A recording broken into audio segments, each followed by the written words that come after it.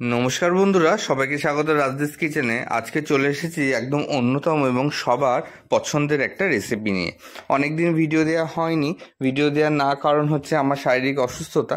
তো আপনারা কিন্তু ভালোবাসাটা কিন্তু সেইভাবেই আমায় দিয়ে গেছেন। তো চলুন তাহলে আজকে একটা রেসিপি আপনাদের দেখানো যাক। এই রেসিপিটি আমরা কদিন আগেই করে রেখেছিলাম, কিন্তু আপনাদের সাথে পোস্ট করা হচ্ছিল না।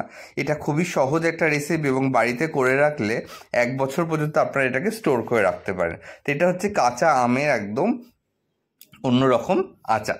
এই আচার রেসিপিটা আমরা কিন্তু ছোট বড় সবাই বিভিন্নভাবে বিভিন্ন বয়সের লোকরা খেতে ভালোবাসি। এবং এই আচার যে রেসিপিটা বন্ধুরা, এটা কিন্তু রুটির সাথে, ভাতের সাথে, পরোটার সাথে, মুড়ির সাথে, সব কিছুর সাথে কিন্তু অসাধারণ লাগে। তো আমগুলো ধুয়ে ভালো করে মুছে শুকিয়ে তারপরে কিন্তু আপনাকে এরমভাবে টুকরো করে নিতে হবে। দেখুন টুকরোগুলো যেভাবে আমরা দেখালাম এই সাইজের, এইভাবে কিন্তু প্রত্যেকটা আমটাকে ধুয়ে টুকরো করে নিতে হবে। এবং তার সাথে লাগবে আদাটা দেখুন, এবং তার সাথে লাগবে রসুন। এতটা পরিমাণে আদা এবং রসুন লাগবে, এবং তার সাথে লাগবে লঙ্কা। এই পরিমাণটা অলরেডি আপনারা বুঝতে পেরেছেন যে আমরা 3টে আম করেছি, সেই 3টে আমে কতটা পরিমাণ মতো আমরা আদা এবং রসুন এবং লঙ্কা ইউজ করেছি। তো সেক্ষেত্রে এইভাবেই কিন্তু আপনারা মোটামুটি দুটো মানে বড় দুটো রসুন আমরা ইউজ করেছি। আমরা এখানে 100 গ্রামের কাছাকাছি লঙ্কা ইউজ করেছি, এবং এখানে মোটামুটি 50 গ্রামের মতো কিন্তু আদা ইউজ করেছি। এবং বড় বড় 3টে কিন্তু আম ছিল, যেটা খোসা সহ এরমভাবে আমরা কেটে নিয়েছি। এবং সেইগুলোকে আমরা একটা যে গ্রেডার হয় সেই গ্রেডারের সাহায্যে, বা অনেকগুলো দেখবেন এরকম পাওয়া যায় যেখান থেকে একটু কুচি কুচি করা যায়, তো সেই হ্যান্ড গ্রেডারের সাহায্যে আপনারা এরকম করে কিন্তু রসুন, আদা এবং যে লঙ্কাটা আছে এবং সাথে আমগুলোকে এইভাবে কিন্তু মোটামুটি এরকম শেপের করে কেটে নেবেন। এবং কেটে নেওয়ার পরে এরপরে কিন্তু আপনাকে মেন্স আর কিছুই করতে হবে না। আপনাকে যেটা করতে হবে, একটা মোটামুটি কড়াইয়ের মধ্যে আপনাকে একটু কালো শস্য নিতে হবে। কালো শস্যটাকে নেওয়ার পরে তার মধ্যে আপনাকে দিতে হবে একটু সাদা শস্য। তো পরিমাণ মতোটা আপনারা বুঝতেই পাচ্ছেন, মোটামুটি 1 ঢাকনা যদি কালো শস্য নেন তাহলে 1 ঢাকনা মতো আপনারা তার মধ্যে কিন্তু সাদা শস্য যেটা অ্যাড করবেন।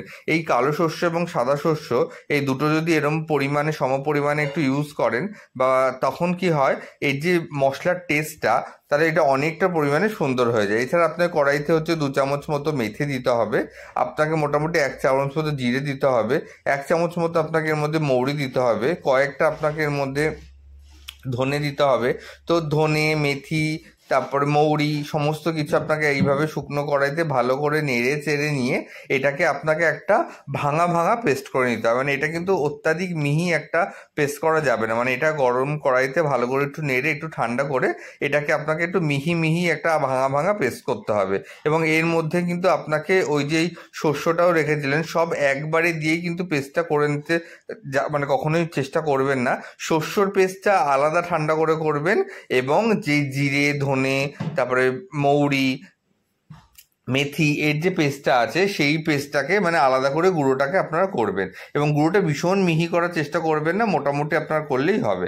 এরপরে কড়াইতে আপনাকে মোটামুটি 200 গ্রাম মতো সরষের তেল দিয়ে তার মধ্যে আপনাকে কালো জিরে ফোড়ন দিয়ে নিতে হবে। এবং তার সাথে যেটা মেন উপকরণ এই পুরো আচারটার পুরো ফ্লেভার এবং টেস্ট পাল্টে দেবে, সেটা হচ্ছে হিং।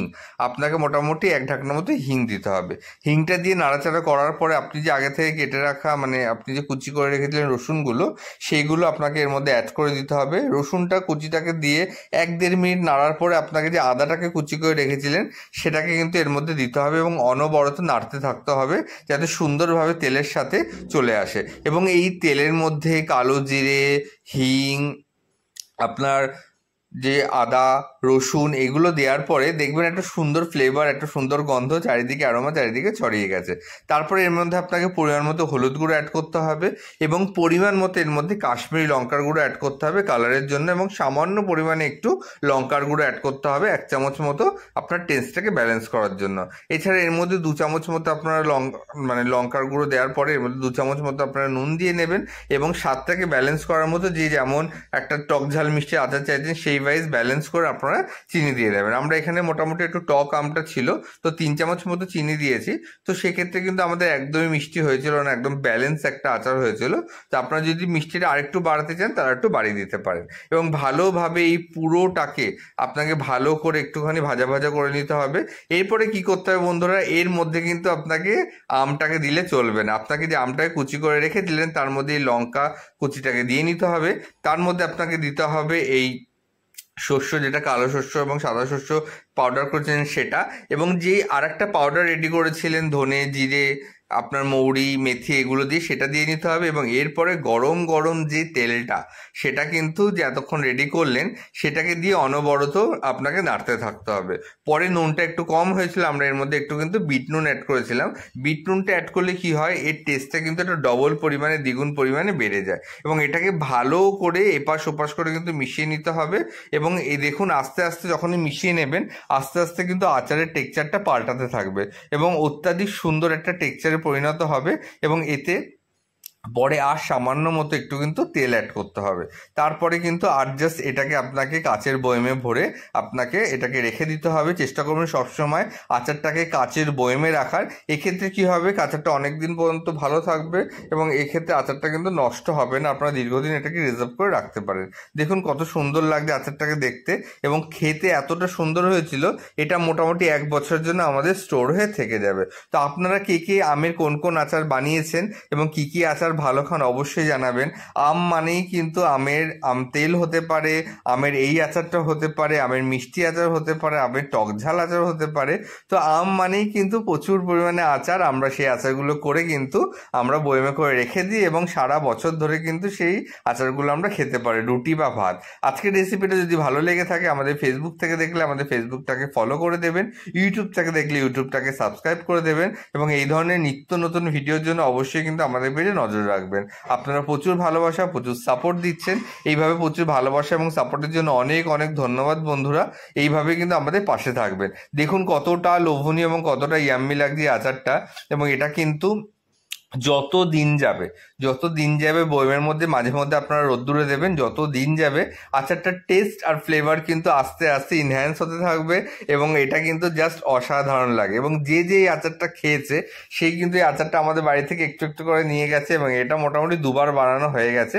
তাই ভাবলাম আপনাদের সাথে শেয়ার করি। আপনারাও যদি বানাতে পারেন তাহলে আপনাদেরও ভালো লাগবে। এখনও কিন্তু কাঁচা আম বাজারে অ্যাভেলেবেল রয়েছে, কারণ কাঁচা আম এখন এমন একটা অবস্থায় থাকে যে সারা বছরই টুকটাক দেখি পাওয়াই যায়। তো সেক্ষেত্রে অবশ্যই চটজলদি আচারটা করে ফেলুন, এবং যদি ভালো লেগে থাকে তাহলে অবশ্যই জানাবেন যে কেমন লাগলো আমাদের আচারটা। আজকে এই পর্যন্ত, পরবর্তীকালে দেখা হবে অন্য কোনো ভিডিও নিয়ে অন্য কোনো সময় বন্ধুরা। আজকে কিন্তু এই পর্যন্ত আমরা ভিডিওটা শেষ করলাম। টাটা।